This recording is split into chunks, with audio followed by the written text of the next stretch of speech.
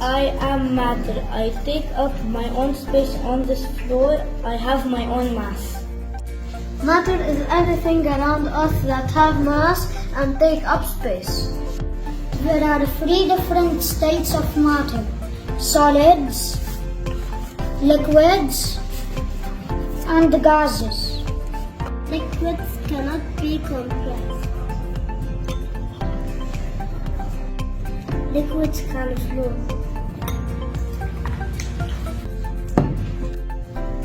Molecules of liquids are not very close. Liquids take the shape of the container. Solids cannot be compressed. Molecules of solids are very close to each other. Solids don't take shape of container.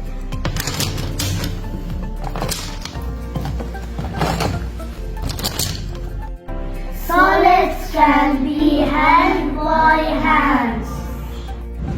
Today we're gonna make bubbles using liquid water. Solid sugar. We are going to add 1 cup of sugar. Bubbles contain air, which is gas.